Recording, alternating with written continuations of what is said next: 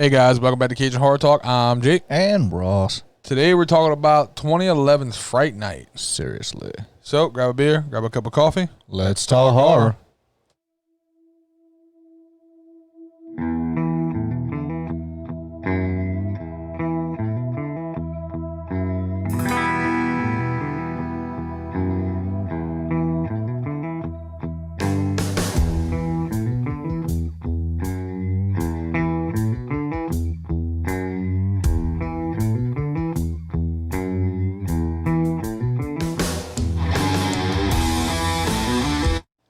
Alright guys, welcome to another installment of our fucking Halloween celebration. Halloween extravaganza. That's it. We don't have a name for it. We're riffing. Yep. So basically, as we've said in prior videos, we're only going to do this for another week or so. Explain the shit. But we're going to do, we're dropping videos every day in October leading up, all remakes except for our Franchise Fridays leading up to October 31st, where we're going to do the remake of Halloween. All Hallows Eve, with the Night of Samhain. So yeah, it's going to be all remakes, all stuff that's been remade into movies and updated, and we're going to probably shit on a lot of them, probably love a lot of them. Yep. Which, before we get started, let me just say, we got down here in Louisiana, we just got our first cold front come through. It feels fantastic. Feels fucking fantastic great, outside. Guys. Just what the rest of the world feels like, because I like it. I want to light a fire and like eat pumpkin pie and whipped cream off of some thought's ass. Dude, you kidding me? This is perfect. I need a fifth of whiskey and a fat girl. Like, this is what I need. Yeah, That's the type it's of weather fucking this fantastic is. outside if you're right thick, now. hit me up. I'm skinny, but I'm a great cuddler. I'm an amazing cuddler. You're skinny, but you cuddle big. I cuddle big. But who's that? I ain't my hoe. We just be cuddling. That's it. So Fright Night 2011. We're looking at runtime of 1 hour and 46 minutes. Can't read your own hand right now. Yeah, I made the little loop real small. Made the loop. Made on a budget of $30 million. Nice. And grossed $41 million. That's it. That's shocking to me. Figured it'd be a little bit more gross than that. But all right. Cast was Anton Yelchin, Clumsy Smurf, Charlie, which rest in peace. He was fantastic. He was great in Star Trek. He was in Star Trek. Yeah, I know him from fucking Clumsy Smurf. You really? Yeah. He died, right? That was terrible. I heard he passed away. I don't know how he died. Oh, I'm going to tell you about it after. It's terrible. Yeah. Colin Farrell plays Jerry. Yeah, he does. Toni Collette plays Jane, which we know Toni Collette from Hereditary. Of course. David Tennant plays Peter Vincent. Love me some David Tennant. Dude, he was fucking amazing. You never seen Doctor Who? No.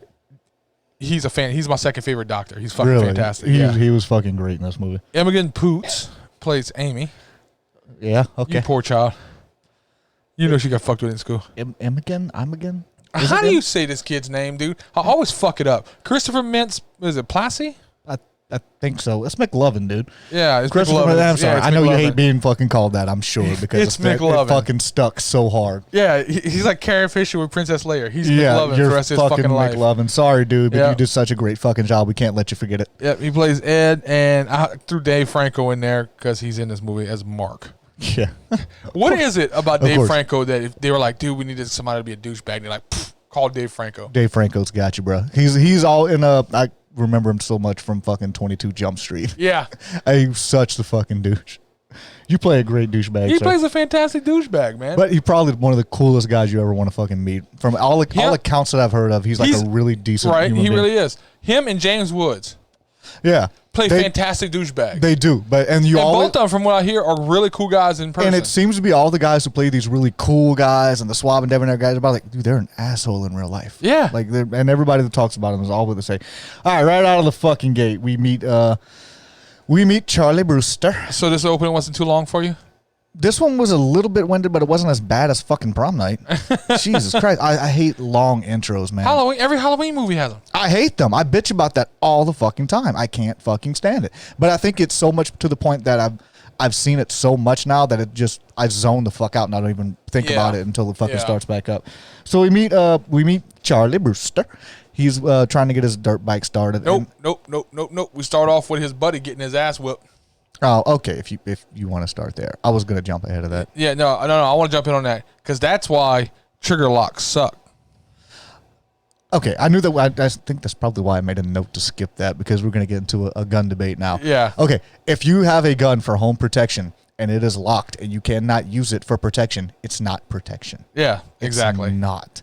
That kid just... Look, I understand that you're supposed to be safe with guns. And there's a way to be safe with it. This was not a... Put it somewhere where your kids ain't going to find it. But this is also not a small child. This is a high school student who should understand the differences. Exactly. And he should, at this point in his life, have been enough around guns, if you're going to be a responsible gun owner, to teach your son the basic rules of operating a handgun. Yep. Point it in a safe location. You always assume it's loaded unless you yourself check that motherfucker. Yep. Never aim at something you don't intend to kill. That's it. I don't understand. Simple gun safety. So he's a high school child. My kid will know these fucking rules. He's already been exposed to them. Yes. But he will fucking know them well.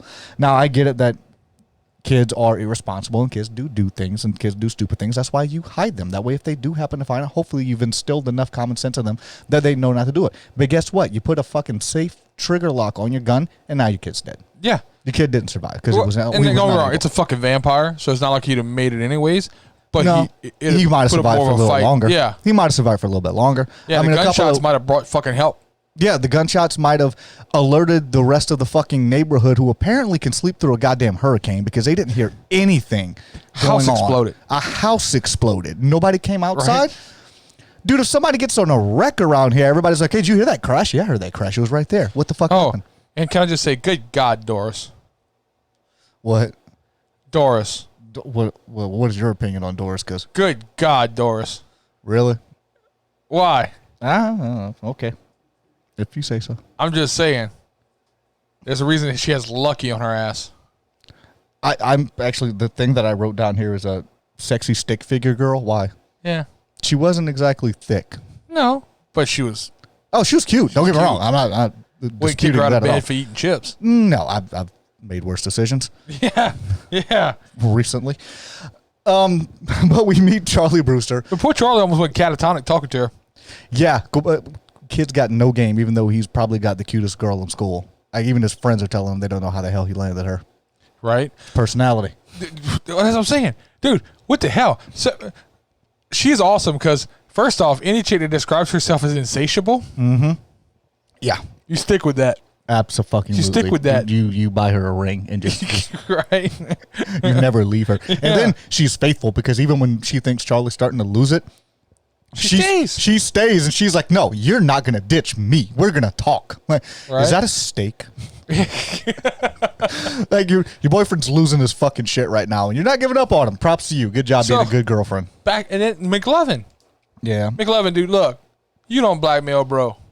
No, that's a dick move, Charlie. That is a fucking dick move. I've had friends from all fucking walks of life, friends who are nerds. I've never played Dungeons and Dragons my fucking self.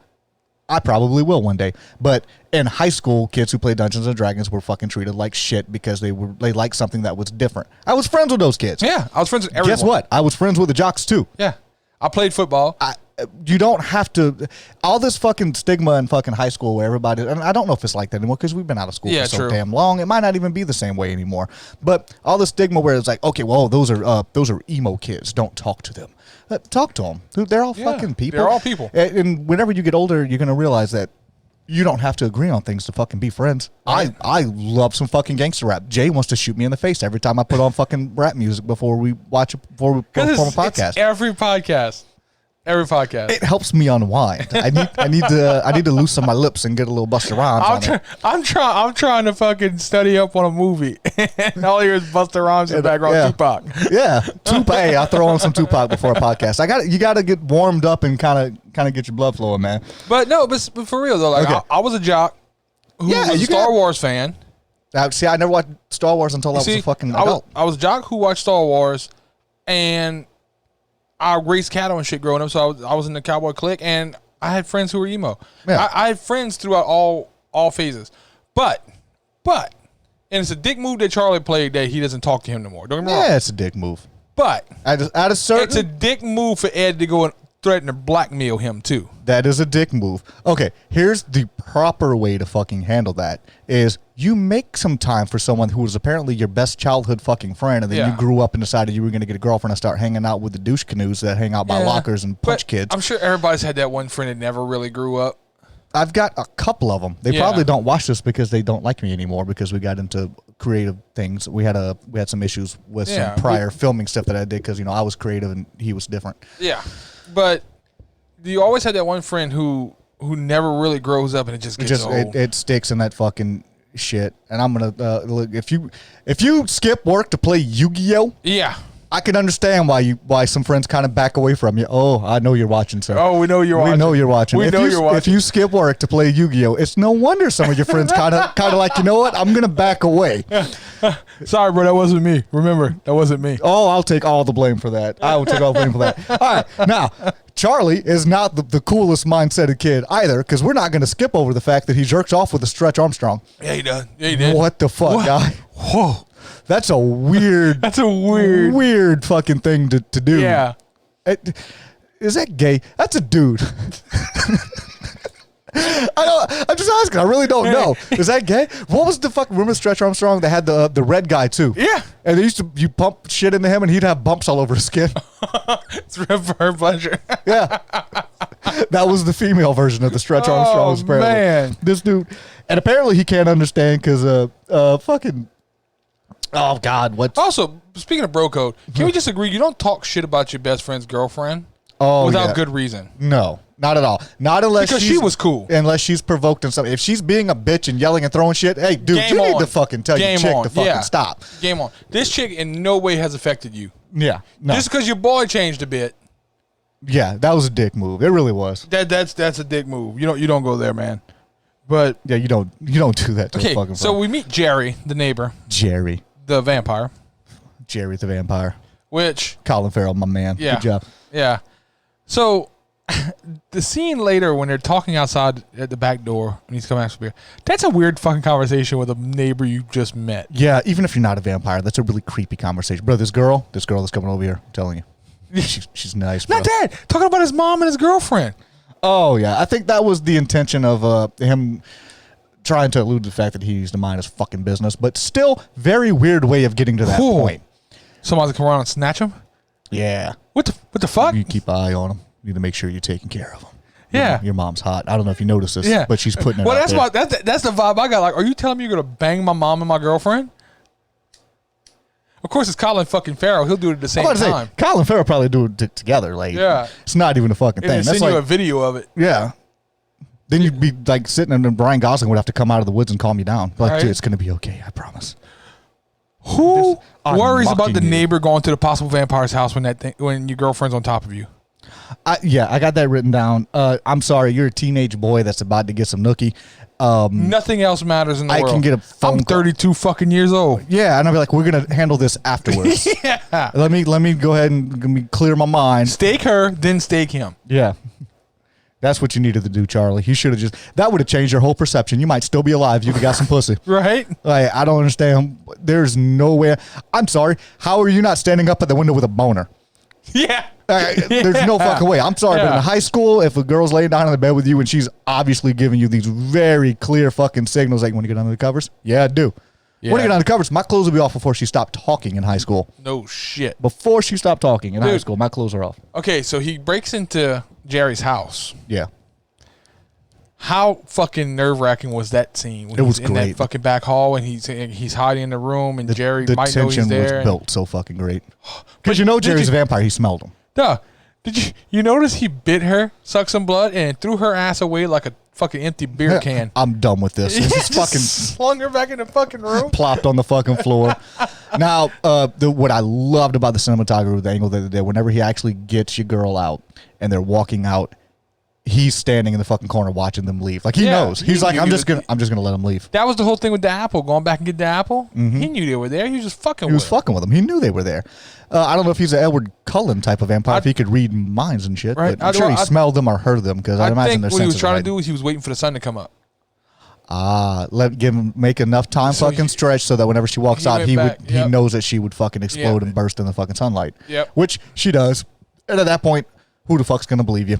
Yeah. I just rescued this girl. Where's she at? Well, she exploded when the sun hit her. Okay, son, you're going to have to come with us. Yeah. We're going to take you to a home now. Come see these nice men with the white coats. Yeah. Yeah. That guy, what's that? A butterfly net. Don't worry about that. Just keep walking. Just keep walking. You're good. Oh, fuck that. Dude, then we meet David Tennant. Who played? Yeah, oh yeah, Peter Vincent. Peter Vincent. I want one more fucking stab at Charlie Brewster for being a fucking dick in this movie. Was the line that my life started being better when I stopped being friends with you? That's a low blow, dude. Yeah, it's fucked up. That's a fucking low blow. Fuck you. That was a dick move. All right, Peter Vincent. Dude, no, well, before can we go? Well, you want to talk about Ed dying? Or Ed getting bit? Yeah, fucking that Ed. poor fuck. He had all the rules. He knew all the rules and ran in that fucking house thinking he was safe and it's an abandoned fucking house. Yeah, he tried. Oh shit! He fucking tried. I was waiting for it to be his house. I was thinking that as well. I thought it was going to be like he just ran into Jerry's house or something. And he walked through. I'm like, what the fuck? And he's like, abandoned. I'm like, well, fuck. Oh, you're fucked. Puts up a fight though. Motherfucker's not giving up. He went down better than your boy in Resurrection. Yeah, he did. He didn't just fucking stand there and let Jerry impale him. Who'd have thought that tells you something, dude? McLovin had more fight in him than you. Yeah, fuck right, McLovin. Right? And this is just me. Does McLovin make a great vampire? He really does. He's fucking hilarious. Because he's fucking funny. He really is funny. He's fucking hilarious. I would love to see him in a different type of role because I really do think he could pull it off. Oh, like a serious role? I want to see him in like a dark, serious role. Yeah, I think he has that in him. I think he could pull that off fucking amazingly. Him, Jonah Hill, that whole crew that was in yeah, that whole little crew that they could all. I think they could all do it. I think they could all do various. Because the movies that they choose to do and what they like to do, and they're fucking hilarious, and I love them for it. I just want to see the range that I know that they're capable of. Yeah, because I really do think. I think that he would be an amazing serial killer. Now, the one thing I have against this movie, and I'm not against this movie, that I wish they'd have included in this movie that was an original. You watched the original? Long time ago. Ed wasn't a vampire, I don't believe. Wasn't Ed a werewolf? I don't believe he was. He turned into some kind of fucking wolf thing, I thought. I don't in the original. It's been years since I watched the original. You know how long it's been since I've watched the original? It's been a long fucking time. But that'd have been cool though. Yeah, I think he was a werewolf, if I'm not mistaken. Y'all correct me in the comments. That would have been cool though. Yeah, I would like to have seen that. He did a great, but of course, if you turn into a werewolf, you lose the ability to have the banter back and forth between him and Charlie, which was fucking fantastic. And when Charlie finally inevitably kills him, you kind of see almost that sigh of relief on the face where he knows he's been released. So Peter Vincent, this motherfucker here, he's like a fucking knockoff David Blaine. He is a knockoff David Blaine, but he acts like Russell Brand. Yes.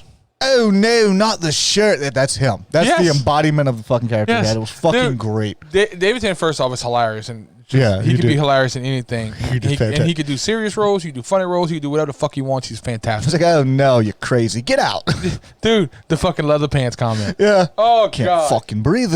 Yeah. This rash is killing me. But you find out that he really does know a lot of his shit about vampires. He does. He puts on this persona and he does this magic show and it's all about the occult and all this shit. And then he's supposedly, people think that he's possibly a fraud because of all this bullshit. But you find out later on in the movie that Jerry is actually the vampire that killed his parents. Right. Which is an amazing fucking tie-in back and forth. Because even Jerry makes a comment in the movie about you fucking with 400 years of surviving. Yeah. Like you're not messing with me. He's been around a while. Yep. And he tells him too, he goes, You grew up. You got your mother's eyes. And he shoots at him and goes, in your father's aim. And your father's aim. That's a fucking dick move, that's bro. Great. Well, that's a dick move. The father didn't shoot him. Here's my thing. Jerry has been surviving for 400 years. What is up with the colony mentality thing that's going on with all of his minions in the basement? He builds an army everywhere he goes. So he builds a separate army in different places where he travels around? Okay. Because my thing was wouldn't he, after 400 years, already have an army of minions? No, but he was sleeping in the ground. Yeah. They say that. Remember, he sleeps in the earth. Okay. After a while, he goes away. Once he doesn't want to draw attention to himself either. He's not trying to take shit over. He's just trying to survive. He's trying to survive. Okay, that makes sense. Yeah. Can we talk about the fact that we finally got a good parent in a horror movie? Yeah, we finally got a good parent. His fucking mom was great.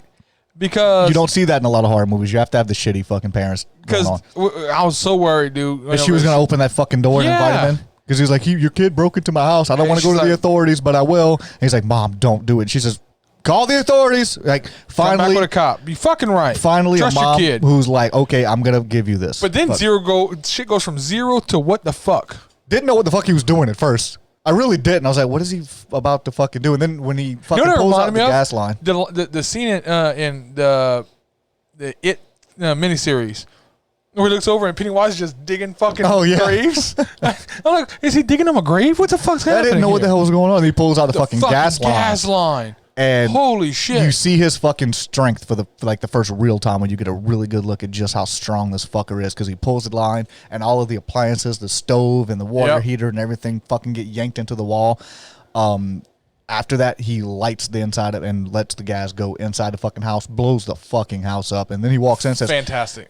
I don't need an invitation if there's no house. That's it. Yeah, well, you're fucking right. Touche, homie. Touche, you got me. You got me. Touche. I told you we should have left. Right? No, we don't even have a house. But wait, so they run his ass over. This motherfucker rides into the car like Michael Myers in Halloween 4. That is the only explanation I will accept for that. There's the only reason he was on that fucking truck. Exactly. There's no other way Michael was in that fucking truck if he was underneath that bitch, hanging on for dear life. That's what reminded me of Halloween 4. He just turns up. Yeah, he's just there. Like, you've been driving 40 miles an hour in this truck. He didn't run and catch you. Here's my thing, too.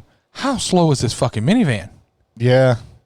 He caught the plug up. Look, my mom had a minivan. That bitch would still do 70, 80 miles an hour. I got a friend that got a fucking minivan. They still have some get up and go in them just because. That motherfucker would not have caught up to me in that pickup truck. There's no fucking way. Shouldn't have. It'd have been to the floor from the time the dude blew up my fucking house until I showed up at a police station. This is after he throws the fucking dirt bike through the back window. Yeah. Great fucking effect. That was fucking awesome. That was an amazing fucking effect. He catches up with him. Of course, he gets staked with one of the for sale signs. That was cool, too. That was a too. great shot. I called that, though, at the beginning of the fucking movie. Whenever I was like, yeah, it looks like, yeah, he's getting staked with that. That's happening. Then he kind of reverts to like this wild animal where he's just kind of just fucking twitching just trying to get to whatever's just trying to hurting him, get to whatever's fucking. He doesn't understand, kind of almost like it's a weird animal vibe he gives. Yep. Then you see all his muscle fibers pulling everything back in, very detailed whenever they did that. Very fucking detailed.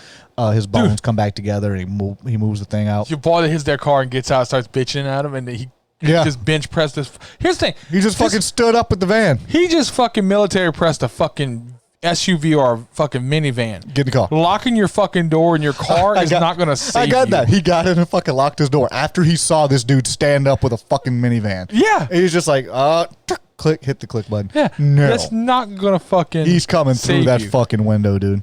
But they get away, but the mom's fucked up. Yeah, apparently, I don't know if it was like a concussion from the crash. Yeah, or I think so, some kind of injury resulting in what had just ensued. Yeah. And she winds up hitting the fucking pavement. They bring her to the hospital. Peter Vincent finally calls him back and says, look, I'm going to help you. Yeah. I love Peter and his old lady's fucking relationship. Dude, it's fucking great. It's amazing. Just fuck you. It's amazing. I love it. It reminds me of House on Haunted Hill. Yeah, but not quite not as nefarious as theirs. No, not quite that to that extent. Yeah, but it reminds me a lot of not as toxic as theirs. No, yeah, definitely not. Because it seemed they genuinely have like a love for each other. They just talk shit. They just talk shit. They just talk shit. It's like me and my wife. Yeah, it's fucking fantastic. It's almost just you random look at you and be like, "Fuck you, fuck you," and it's what you would expect from a relationship from a rock star. You would expect that kind of the outgoing fucking personality that was just on your sleeve coming at you. I'm gonna tell you what the fuck I feel. And then she turns it down. She goes, "Hey, hun." Right. And she's like, "Fuck you. Get your fuck." Hey, hun. Dude. And I was not expecting McLovin whenever they call for the UPS package. No, that was a shocker. I wasn't expecting. I figured we'd seen the last of him. I thought it was gonna be Colin Farrell. I thought it was gonna be Jerry. Yeah, I didn't think it was gonna be. And he rolls in. Oh, it was fucking great. But this dude has the coolest artifacts ever. Yeah, he does. You saw what he grabbed, right? It was a crucifixion nail. Yeah. Fucking amazing. That's fucking awesome. That is completely improbable that he would have one of those, but awesome for the story. You don't know black market shit? A crucifixion nail? You don't know. Those are relics that are maintained by the Catholic Church. I'd sincerely doubt he found a way to get his hands on that. Wasn't the Shroud of Turin given back to the Catholic Church after it was on the black market? You'd have to show me the proof of that. I'm pretty sure, yeah. I'd like to see that. I'm pretty sure the Shroud of Turin usually wasn't those things always, are guarded by the fucking Vatican. I'm pretty sure that wasn't always in the church's possession. Really? Yeah, I'm pretty sure that was handed over. I'd have to look up into that and see into it. But I know a lot of the relics and stuff like that are heavily guarded and maintained by the Catholic Church. Yeah. But yeah, crucifixion nail, amazing fucking thing to have there. Cool. She grabs a cup of water, which is, I think they're alluding to the fact that it's supposed to be like a holy grail of some sort. Yeah, something like that. Yeah, I doubt sincerely that. Again, that's another one of the things. Where the fuck would you get that at, dude? Well, and it doesn't have to be the real one. No, it could have just been a mimic grail with holy water on the inside of it. That's all that it didn't even have to be that. It could be one of those things where, again, it's another book series that I read. You find out in the book series that the Shroud of Turin that the Vatican has isn't real and all this. Yeah. But because so many people have prayed to it and so many people believe it is, it's been given that power. That power of faith is there. And well, just like he tells Charlie, if without the faith, the cross doesn't mean shit. Well, and he said that whenever Charlie pulls out the big ass crucifix, and he's like, "No, not the cross, not the cross," and he grabs it and sets it on fire with his hands. He's like, without the faith, it's nothing. That's it. Which is an amazing fucking underrated moment in that fucking movie. Absolutely, it's fucking fantastic. That is an amazing moment in that movie because that's another part of the lore. You know what I mean? I like the lore it gives to the vampires in this.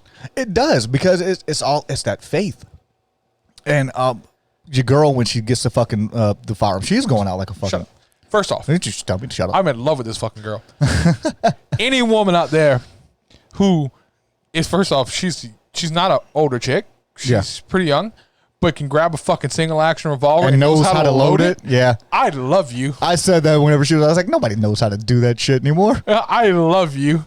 Oh my god, that's so fantastic. And have a 3-part class to teach people how to fucking do that, and she just like goes right in the fucking business, and she shoots Jerry. She's actually got decent aim. This is Nevada. Everybody in Nevada knows how to shoot. She's got good aim. She fucking shoots him. She gets him, and he pulls it out, and it's a silver bullet. He goes, "That's werewolves," and she cracks the fucking thing, grabs the holy grail, goes vampires, and throws the holy water in his face, and he starts burning. It's like, you're amazing. Yeah, I love you. You did a great job. Very awesome. I love you. Here's the thing too. He's fighting with McLovin. Yeah. And she swings a mace and hits McLovin. Yeah, she's a really good aim. Oh, you don't swing a mace near a friendly. You are an amazing aim person. That only happens in movies. That's like taking a hostage shot with a shotgun. That's fucking that's Hot Fuzz where he shoots the bear trap off of the fucking wall in one shot. Yeah. That's a mace. That thing's fucking holy shit. Woo. You're very lucky that could have ended so much worse. That would have been a really funny moment in that movie too if she accidentally would have hit him with that. Right. That'd have been great. Back to the relics and shit. That the stake blessed by Saint Michael. Yeah, that's fucking pretty cool. That's said legit, it was blessed man. by Saint Michael and that it would return the victims of the undead, of the vampire, back to their normal status. Cool. I like the exposition because they needed some kind of way to save her. To save her. Yeah, like you knew they weren't going to be able to save everybody, but that was his love. That was who he was going to save. That was the quote unquote damsel in distress, which she did more damage than Charlie did in this fucking thing. It's up until the end. I gotta say, I like the whole thing of him going armor up.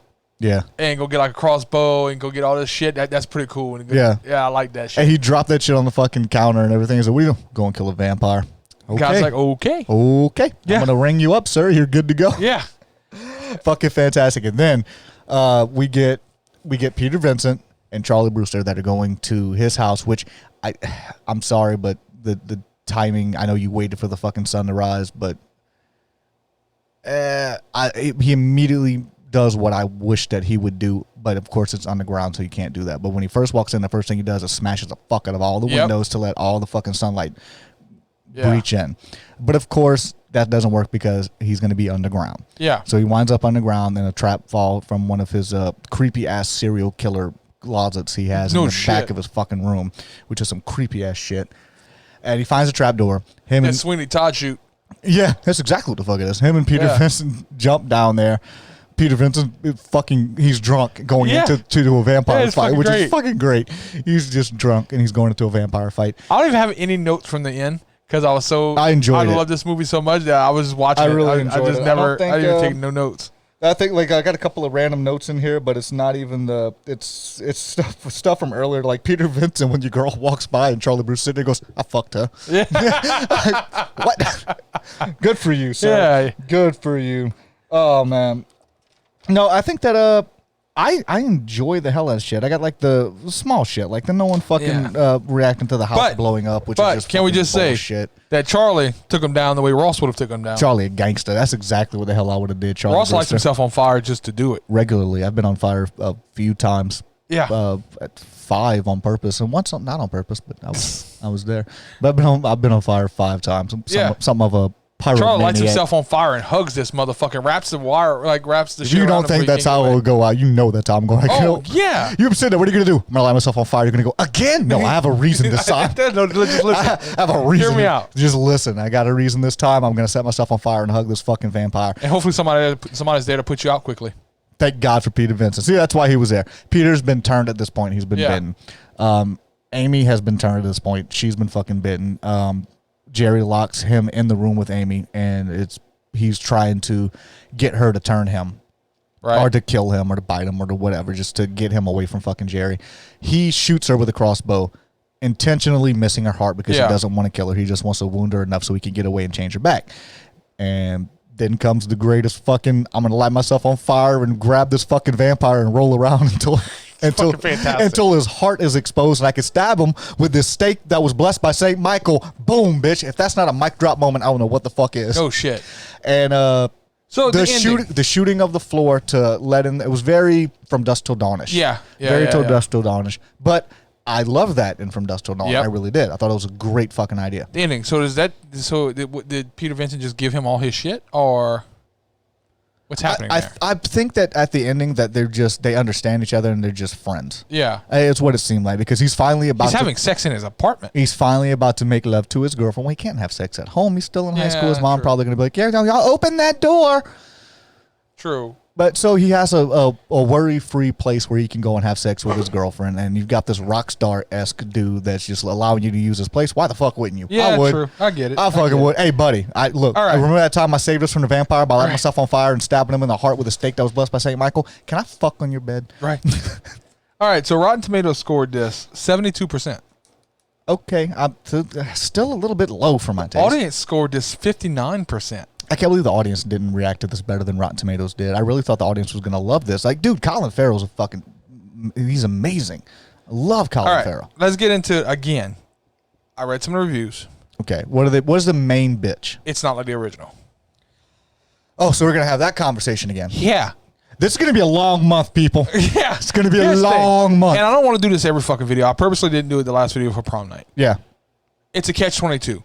If you do it the same as the original, the people bitch. There's nothing new. It's a shot for shot. Yeah. Then why do it if you're not gonna change stuff? But then when you change shit, well, it was done like the original. I don't even like it. Well, what do you want to do? To me, this is the way to do it. Take it and take the essence of it, the essence of the plot, and do your own thing with it. Yeah, why not? They did it with Child's Play and it got amazing reviews. Yes. They did a great job. This was a well done remake and should have. This is one of my favorite remakes. Should have gotten a lot more fucking credence than what it did. Dude, I could watch this movie every 6 months. Easy. Oh, I'm telling you right now, I'll watch this movie again. This was a great fucking movie. I enjoyed the shit. It's funny. It had all the elements. All the action. It's got action I like. It's got characters. Great actors. It's got. I like the fact it's got a lot more character development than you would think that a vampire movie would have. I like the whole idea that it wasn't like fucking an hour and 15 minutes of people not believing him, and then. No, the last 20 minutes is them. Really, the disbelief shit was originally when Ed approached him and he was just kind of like, "You're being a freak. Stop, leave me the fuck alone." Then Ed dies and he kind of comes in, and at first it's like, "Dude, really?" But even his mom takes up for him right away. And then immediately, like, "Okay, if this is the route we're going down, this is the route we're going down." So surround yourself with people like that. That's what you need in life. People who are going to believe you when you say some ridiculous bullshit. Right. So. But also be around people who call you on ridiculous bullshit. That's true. That's a fucking must. So where are you going? Where am I going at? I am actually going to... I don't think I'm going to overshoot you on this. I think that you're going to be higher, but I'm actually I'm giving this a 40. Oh, I'm going 46. 46? I'm giving this a 40. I fucking love this movie, man. I would actually... You know what? I will immediately... I'm going to go with 42. Yeah. I'm going to go with 42. I have no complaints about this movie. That's why I'm trying to think what would be my main bitch about this fucking movie. And I really don't have a great deal of things that I can take away from this fucking movie. I really don't. The scene with the over-sexualizing of the vampire, which a lot of people... It is what it is. Well, no, but a lot of people talked about that. Even Colin Farrell made a statement about that film, this movie, that he thought that he was too over-sexualized. But it's part of the lore. It's a vampire. Like, Dracula was a fucking sexual deviant. It is what the fuck it is. That's what Nosferatu was written for. Yeah, it was a sucking... It was a sucking of the blood. It was cryptozoological erotica. Yeah, it was if like you want to Bigfoot look at it porn. like that. It was Bigfoot porn. It's exactly that's a thing, by the way, guys. That's a real fucking make thing. millions off of Bigfoot erotica. Bigfoot erotica is a fucking thing. But the scene where because when I was reading some of the crap where people were talking about it, where Colin Farrell Jerry cuts himself and then she like sucks on his chest and everything. Yeah. They're vampires. That's what happens. That's kind of like that's the thing. You can't really take away from that because the only thing I'm really taking away is there's no really good one-liners in this one. No, really good movies. There's really not. We'll have quotes from it that we will just repeat. That you and I will yell at each other until the people we work with get annoyed. Like with Michael, us. What? That was a shitty movie. That was a horrible movie, but that movie that was fucking funny. Right? It was so fucking funny. I laughed. There's not much in here that you. No, I really can't. I really honestly can't quote anything significant from this fucking movie that I'm really thinking about now. Yeah, you really can't. That's so, and I mean, that's a staple. Like, that was where Nightmare on Elm Street took that turn where it was this amazing fucking movie. It was a Welcome to Prime Time, bitch. Yep. And that was why Sam Loomis was so great in fucking Halloween. Yep. Dude, I'm sorry. Even the remake of fucking Child's Play, this is for Tupac. Yeah. That was an amazing one-liner. Yeah. The original Nightmare, I'll be your boyfriend now, Nancy. I'll be your boyfriend, Nancy. Yeah. Yeah, but all you great movies, they have something like there's a movie coming up for his birthday. If you guys haven't fucking guessed it, y'all need to throw out some guesses because that's coming up. But there's a movie that we're doing for his birthday that he and I quote on the daily, very, very like a lot, like a lot. All right, so I'm giving it a 46. I'm giving it a 42. Ross is giving it a 42. I have mine. All right, find us on YouTube, iTunes, SoundCloud, Stitcher, Pandora, Google Podcasts, TuneIn Radio, Spotify, and Amazon Music Podcasts. We be everywhere. All right, make sure y'all liking, subscribing, following, and get into some discussions. Yep. Do all the things. We want to talk hard. We want to hear feedback. We want to know what y'all want to talk about. So, and look, if y'all listen to us on another platform and you have a question, you have comments, run over to YouTube and drop a comment. Yeah, or all of our episodes are on YouTube, and all of our episodes are on every medium we do. Or CajunHorrorFans@gmail.com, and exactly. Go to our YouTube, hit the bell, send us some mail. If you don't like us, tell us go to hell. That's it. All right, guys, we're out of here. All right.